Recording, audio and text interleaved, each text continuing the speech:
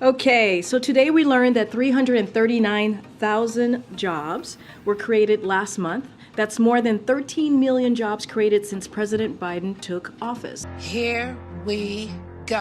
Unemployment has been below 4% for almost a year and a half.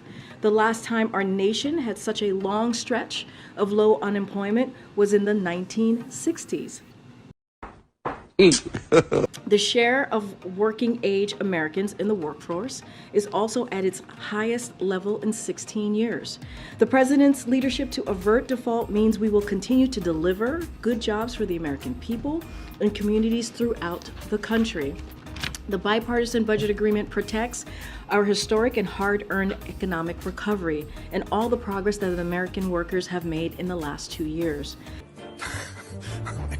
Seriously. Members of Congress from both parties came together to prevent a catastrophic default and demonstrated once more that America is a nation that pays its bills and meets its obligations and will always be. It is a testament to the president's strength that more Democrats than Republicans in both houses of Congress voted for this bill. Look. The work is far from finished, but this bipartisan agreement is a reminder of what's possible when we act in the best interest of our country. Now, yesterday, as you all know, marked the first day of Pride Month. The Biden-Harris administration joins Americans across the country to celebrate the strength, resilience, and bravery of the LGBTQI+ community and reaffirm our commitment to fight for equality and freedom for all people. Not a joke.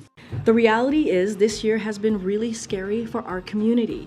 People are being treated, threatened, intimidated, and targeted for who they are and who they love. This year alone, more than 600 anti-LGBTQI bills have been filed in state houses across the country, and a significant portion of those bills target transgender youth. As President Biden says, these young people are some of the bravest people he knows, but no one should have to be brave to be themselves. It's why the president has taken historic steps to advance equality for LGBTQI community and protect civil rights. He was proud to sign an executive order directing federal agencies to protect LGBTQI families and youth, support youth mental health, and stop harmful conversion therapy policies. DOJ is actively supporting challenges to state laws that target transgender kids. In light of the Dobbs decision, he took action to protect marriage equality by signing into law the Respect for Marriage Act. And he continues to call on Congress to pass the Equality Act to enshrine civil rights protections for LGBTQI+ Americans in federal law. On behalf of the administration, I will say to the LGBTQ+ community that we see you, we love you, and we will continue to celebrate you not just this month, but every month. Okay.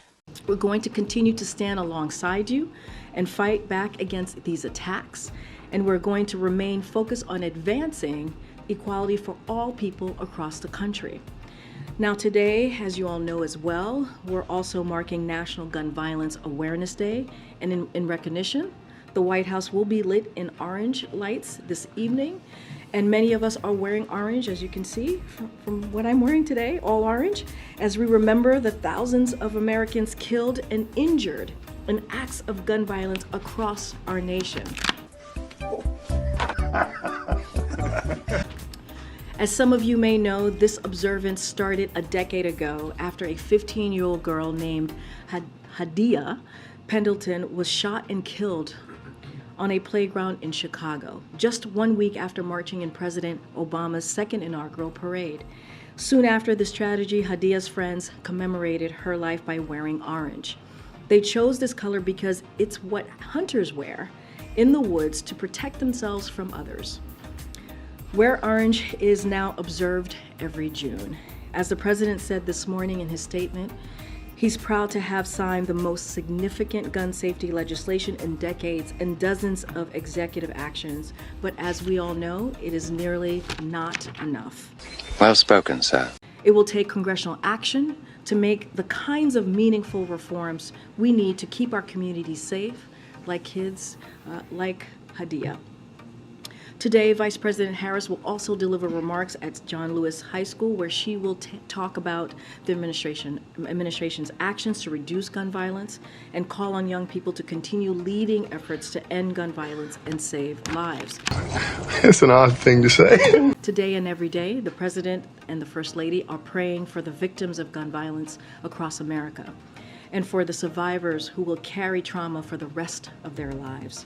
And the President continues to call on Congress to act on common sense reforms that will curb our gun violence epidemic, like establishing universal background checks, requiring safe storage of firearms, and finally banning assault weapons and high-capacity magazines.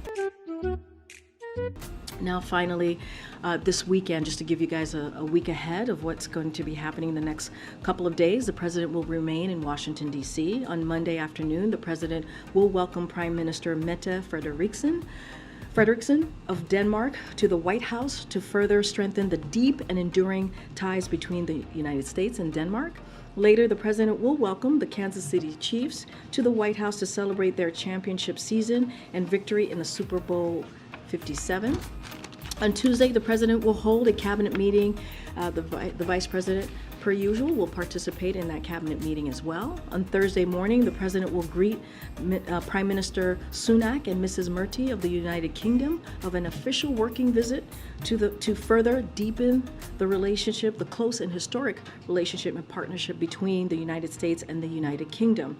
Then the President will hold a bilateral meeting with the Prime Minister in the afternoon. As I mentioned before, the President will host a joint press conference with the Prime Minister as well. In the evening, the President will host a Pride celebration with Betty Who on the South Lawn. Friday evening, the President and the First Lady will travel to Camp David. On Sunday, the President and the First Lady will return to the White House from Camp David. In the evening, the President and the First Lady will host a reception for the Ford Theater Gala at the White House.